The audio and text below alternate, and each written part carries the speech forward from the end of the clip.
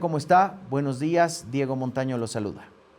Buenos días, Diego. Mucho gusto. Muchas gracias por la invitación. A usted las gracias por estar con nosotros. Cuando hablamos del empleo formal en nuestro país, estamos hablando de menos del 20% de las personas laboralmente activas. ¿Esto de qué manera llega a impactar justamente esta decisión de ayer del incremento salarial? Beneficia cerca del 20% de la población laboralmente activa, pero ¿afecta a los demás? A ver, aquí pienso que son dos temas. El primero, Diego, es que en cierta oportunidad hace unos meses preguntaron a la ex ministra de Trabajo cuántas personas están registradas en la OVT. OVT significa Oficina Virtual de Trámites del Ministerio de Trabajo. Era una conferencia de prensa sobre el tema trabajadores, formalidad y esas cosas. Y la ministra leyó el número. Sacamos cuentas, nos estaba reportando que ni siquiera es 20%, es 5% aproximadamente de personas que están en planilla respecto a la población activa. Entonces, ¿de dónde se habla 18, 20? Son números antiguos de hace 20 años, tal vez más. Típicamente en el país, 20% de la población activa estaba en planilla salarial, el resto eran informales. Y se quedó el número porque ya no se necesitó hablar sobre el tema más. Pero ya tomando en consideración la opinión de la ministra, quien leyó el número de personas registradas, recuerdo a todos que los empleadores tienen que remitir mediante la Oficina Virtual de Trámites vía Internet al Ministerio de Trabajo su planilla de sueldos y salarios hasta el 15 de cada mes bajo una fuerte sanción que va sumando día por día. Entonces ella tiene el dato exacto, tenía el dato exacto, y es 5% aproximadamente. Bien, si vamos a usar esa información. Y ellos van a recibir el incremento, llamemos así, van a recibir ese incremento, pero usas el término de beneficiarse, pero no parece un beneficio como tal, provisto que lo que van a ser productores, acabo de escuchar la entrevista previa, lo que van a hacer productores y van a ser vendedores es subir el precio al consumidor. Hasta la caserita que está vendiendo los tomates sube nomás su precio. Esta mañana escuchaba a Mario Espinosa contando que él va al mercado, él contaba en Fides y decía que la caserita un día le había dicho, ha subido el tomate porque hay guerra en Ucrania. O después dijo, ha subido el tomate porque hay algo de los aranceles de Donald Trump. Entonces, siempre buscan una razón para subirle un poquito más. Entonces, lo que sea de incremento va a entrar por un bolsillo y se va a salir por el otro, porque vamos a tener que gastar más en la compra diaria. Así está.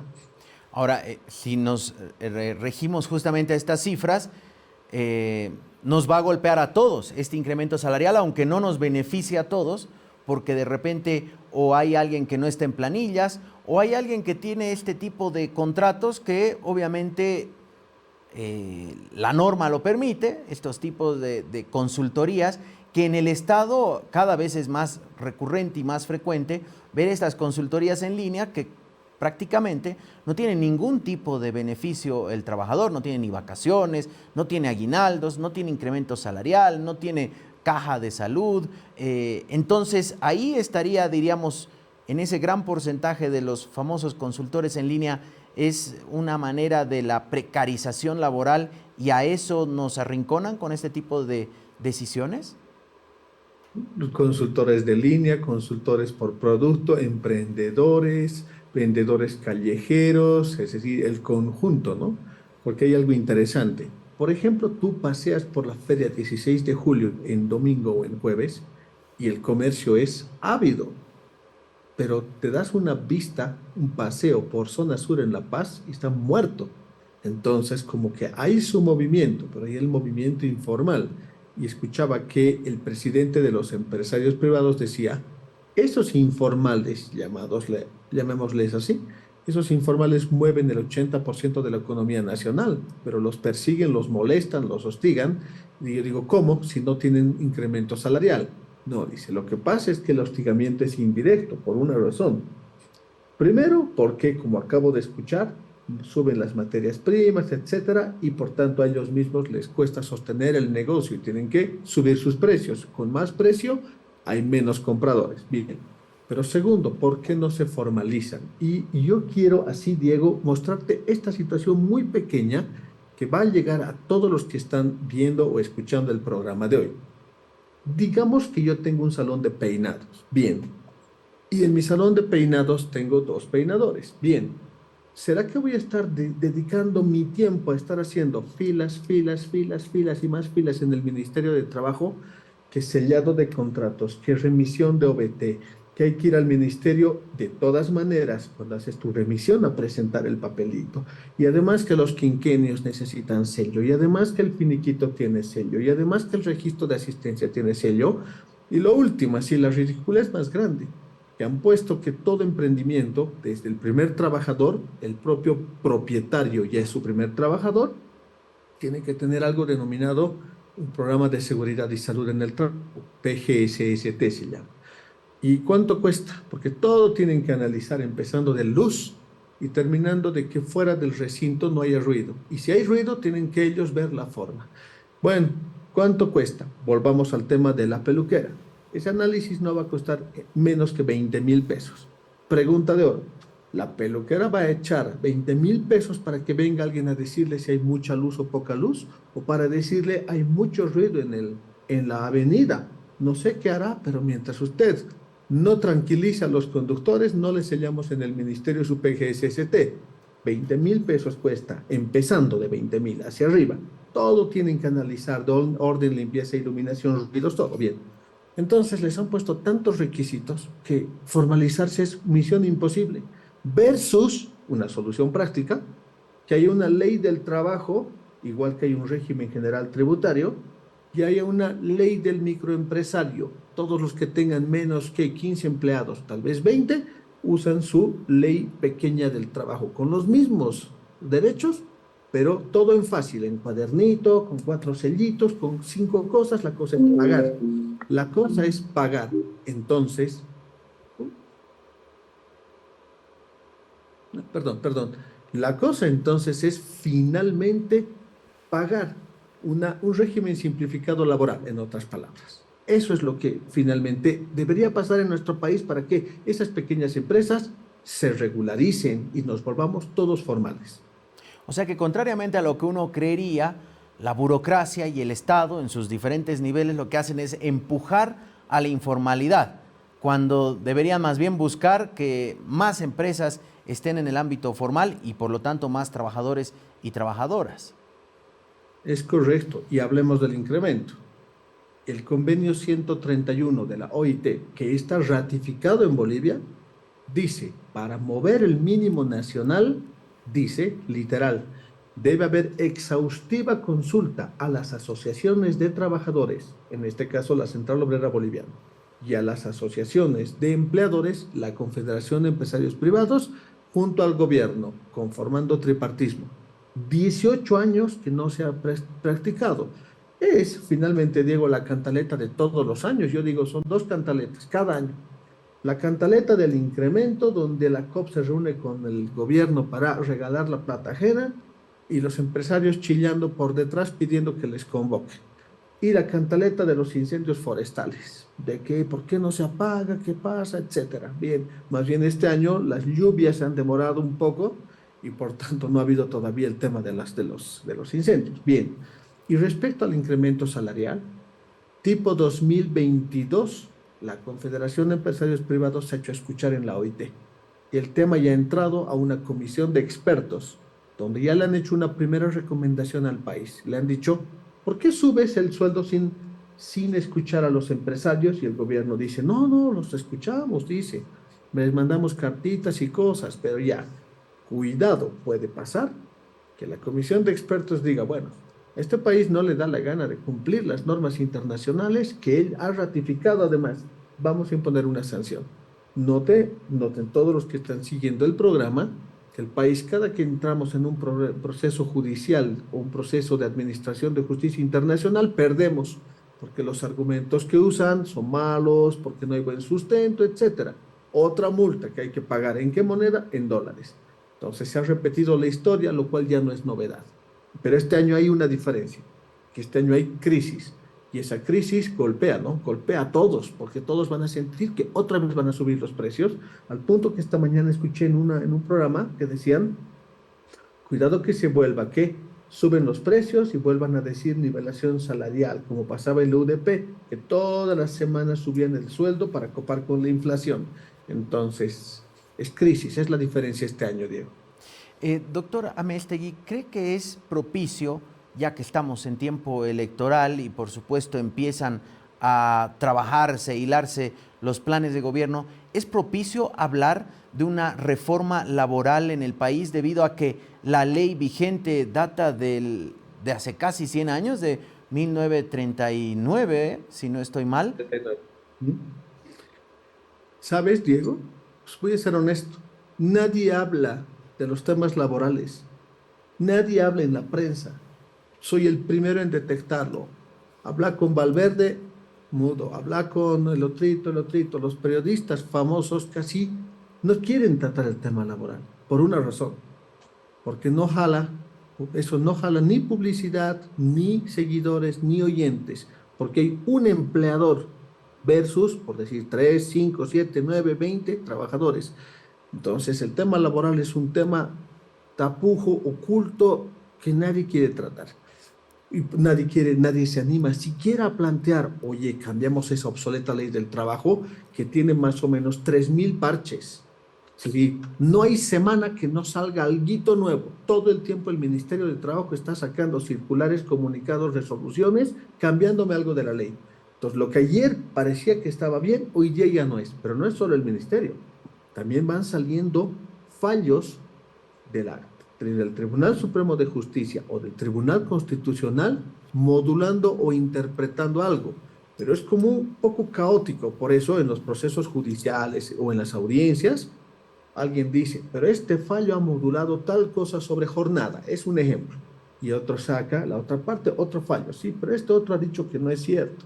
Entonces, todas las semanas la ley laboral cambia y cambia y cambia, porque es obsoleta y necesita parches de actualización. Y entonces, vuelvo a tu pregunta. El tema laboral no es, nadie lo menciona porque eso no da. Quita puntos, quita votos, quita audiencia, etcétera, porque no es un tema popular.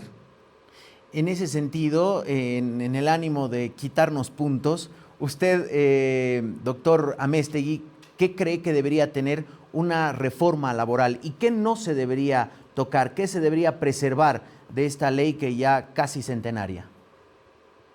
Tan buena será la ley laboral boliviana, Diego, que está aguantando casi 100 años. Imagínate, ha jalado pedazos enteros de las normas de la Organización Internacional del Trabajo porque son más o menos contemporáneas. La Organización Internacional del Trabajo sacó su convenio 1, por si acaso, de jornada de trabajo en 1919. La ley boliviana es de 1939. Ha jalado pedazos enteros. Bien. Entonces sigue aguantando porque está bastante bien modulada, pero el tiempo ha pasado. Lo correcto sería sacar una ley nueva, pensando en la productividad, protectora de trabajadores, protectora del capital. Entonces, siempre va a ser pues un poco pro, tiene que ser pro trabajador como la parte menos beneficiada, provisto que solo tiene su mano de obra a la venta. En cambio, la contraparte es la que tiene el capital, por eso es capital versus manos de obra, pero en el fondo se trata de que todos seamos más productivos porque así van a subir los sueldos, no fruto de los incrementos impuestos, sino fruto de que el propio mercado va creciendo y va ofreciendo más, porque de otra manera la mano de obra calificada se va. Dice, bueno, aquí pagan tanto, me voy a otro sitio donde pagan mejor por lo mismo que yo puedo hacer. Pero cuando impones, el riesgo es que empujas a más informalidad. Porque digamos, Diego, que has puesto tu hostal, apenas tienes 17 camas, tal vez inclusive 12, y no te está yendo bien. Y resulta que te dicen, qué pena, no me interesa que te esté yendo bien o te esté yendo mal, tienes que subir sueldos. Y te obligan a cerrar. Eso poquito que movía es un desempleado más. Pero el caso patético está en que si te está yendo muy mal y trabajas en algo más grande, has puesto tu planta de quesos y tienes finalmente 59 trabajadores. Por una razón u otra te empieza a ir mal. Bien, Y la cosa es que dices, cerraré, si no da ganancias, estoy perdiendo tiempo y perdiendo mi capital. Y ahí te aparece un más o más duro. Le llaman empresas sociales. Lo que ha hecho el régimen gubernamental no este, sino ya viene desde Evo Morales, etcétera, es el que diga que le está yendo mal, pena, pierde su inversión. Le llaman empresa social. Los trabajadores se juntan, corren al ministerio, se hacen sacar una resolución, corren al juzgado a ejecutarla y te quitan tu propiedad. Se llama empresa social. Y tiene su ley, tiene sus reglamentos y todo. Y hay lista de empresas sociales. Un vecino mío, de hecho, ha perdido su empresa, Helados Panda, inalimitado. Los trabajadores se la han quedado. Entonces, no te puede ir mal en el país porque te quitan tu propiedad. Así que hay círculo completo de impongo, regulo, administro justicia y si te sale mal, pierdes además tu capital y tu libertad. Así es de perverso el sistema que se ha generado los últimos años y el que orquesta es la Central Obrera Boliviana, que es la que manda en el ministerio. Así he sido muy honesto, Diego. Sí, y eso es lo que en realidad buscamos, hablar de estos temas que justamente no se tocan. De hecho, nosotros hemos estrenado una serie de programas que se llama Fuera de Agenda, esto es con rumbo a las elecciones, de hablar de temas, ayer hablábamos del comercio exterior, las relaciones internacionales, que no estamos escuchando a los precandidatos, pero que son necesarios para la economía, la subsistencia del país. En su criterio y con su conocimiento, doctora Améztegui, ¿usted cree que en Bolivia, diríamos, existen trabajadores de primera, de segunda y de tercera categoría?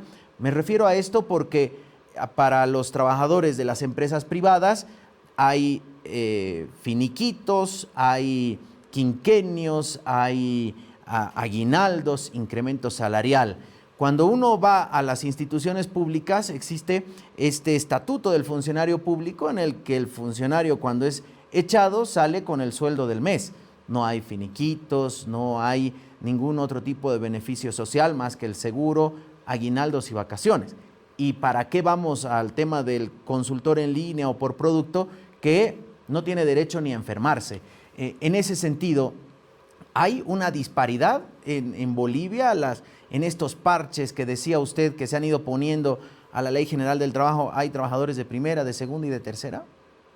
A ver, yo dijera más bien que hay una nueva realidad. Te explico cómo funciona.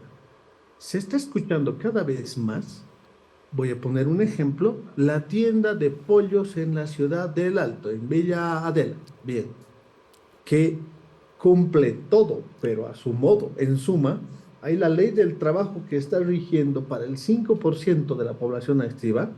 Hay todo un conjunto de emprendedores y otros que son autoempleados. Y hay otro conjunto de empleadores que cumplen en general todo. Pagan aguinaldo, pagan indemnización, dan finiquito, dan vacaciones. Y generalmente anotan las cosas en un cuadernito. Y no están sujetas a regulaciones estatales de tipo supervisora. Les da miedo, les da terror, por ejemplo, una fiscalización o que algo se equivocan en una fecha y les llega 2.000 pesos de multa, etcétera. Entonces, cumplen la ley a su modo. Al punto que inclusive se ha escuchado que compran pólizas de accidentes personales y a veces pólizas de salud para no dar caja, pero tienen algún sistema de salud como paralelo. Y además, Diego, le ayudan a que el trabajador online llene la boleta de aportes independientes, donde se parten. Tú pones la mitad, yo pongo la mitad y hacen el aporte para jubilación. Se ha vuelto que se está generando una ley del trabajo paralela, no escrita, de cumplimiento, porque, repito, les da miedo. Y no sería para menos. Voy a dar un ejemplo.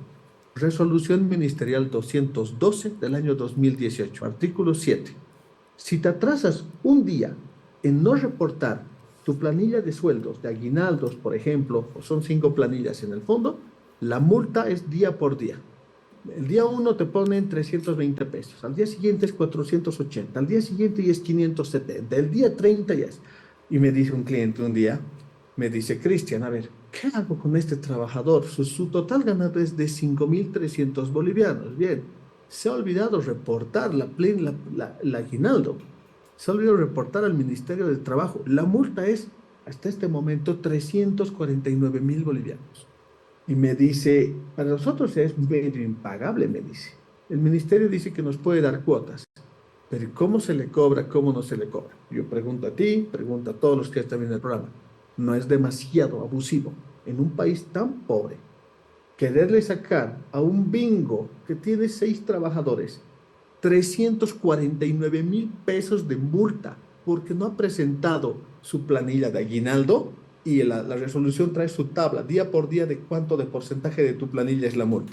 Entonces quieren evitar esas formalidades, pero al final cumplen. Entonces ya hay tres calidades finalmente, Diego. Ya hay los formales, los que quieren hacer formales pero con miedo igual cumplen, y los autoempleados. Hay un pedacito, Diego, de los funcionarios públicos que no tienen ningún derecho social. Se llaman consultores de línea y consultores por producto, que es una forma sin vergüenza, pero legal, de tener, llamémosle una subcontratación sin derechos para personal que viene a trabajar cada día con horario y con marcado. O sea, sería la cuarta categoría realmente, aunque no son muchos, son pocos respecto al universo. Son 4 categorías, Diego. Doctor Améztegui, muchas gracias. Sin lugar a dudas es un tema interesante que nos va a gustar abordarlo en profundidad con usted, con su experiencia, y así que lo vamos a estar convocando. Ojalá poderlo tener acá en el set para justamente hablar de este tema laboral tan importante, no solamente cerca al 1 de mayo, sino algo que se debe abordar con seriedad. Muchas gracias, doctor Améztegui. Hasta la siguiente oportunidad. Muchísimas gracias. Hasta luego.